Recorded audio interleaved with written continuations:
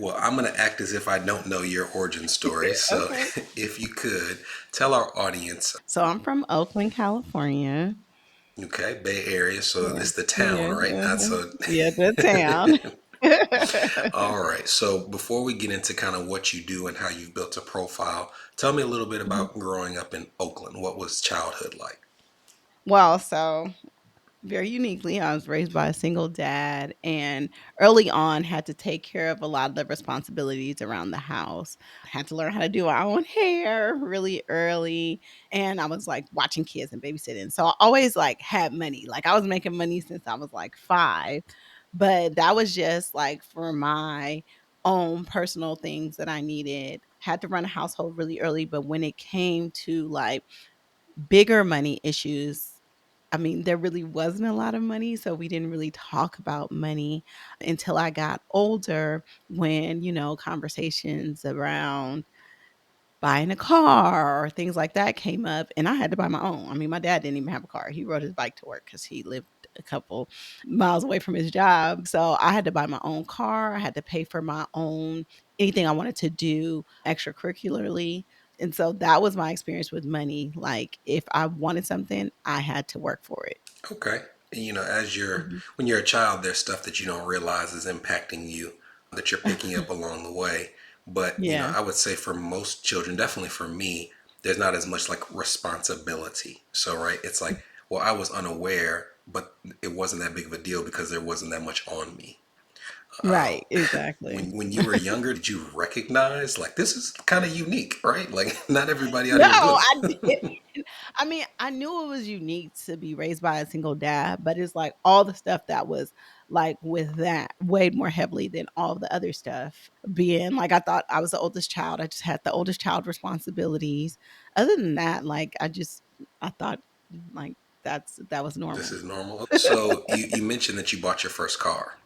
I don't think most high schoolers would have the ability to understand, like, well, I made this money, but if I gotta buy the car, I gotta put some money aside. Were Hmm. you taught that? Like, did you just have to figure it out? How did that process work out?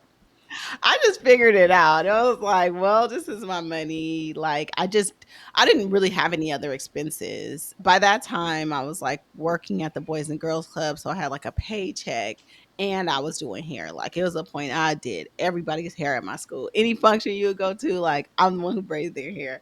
So I was making really, really good money, Okay. but I just didn't spend it on anything else except for what I needed it for. Did you have the experience like most people with that first paycheck or that first year when it's being taxed of not realizing, oh, somebody's taking a little bit out of that?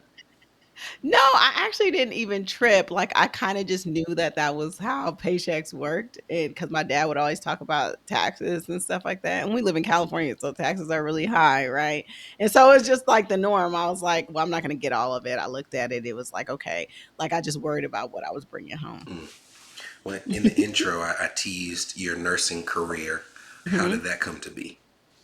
So nursing was a second career for me. So, like most of us taught, go to the best schools and, get a good job. So started off pre-med, then changed to healthcare administration, got a master's in healthcare administration, worked as a healthcare administrator, hated it, but loved healthcare, but really wanted to affect the way people access care, loved what the nurses I was working with were doing. So after I had my master's degree, I went back to school and got another degree in nursing and then ended up with another master's degree in nursing. So then started working as a labor and delivery nurse and didn't even use my master's degree in nursing as a family nurse practitioner. So I've been a labor and delivery nurse for 16 years. Now, I have seen plenty of people go from the transition of I'm on patient side to admin side. I've Yeah, I went never back. seen someone go in reverse. What was that like? It was just way better. The admin side for me, just it wasn't my thing. I didn't like the bureaucracy. I didn't My goal in getting into healthcare was to really affect people's access to care. Like I grew up where my dad made too much money to have insurance. It was before Obamacare. Too much money to have, I mean, he made too much money to have like Medi-Cal, but not enough money to afford insurance because it was so expensive. And so I had to access care through health clinics, and the access was so bad.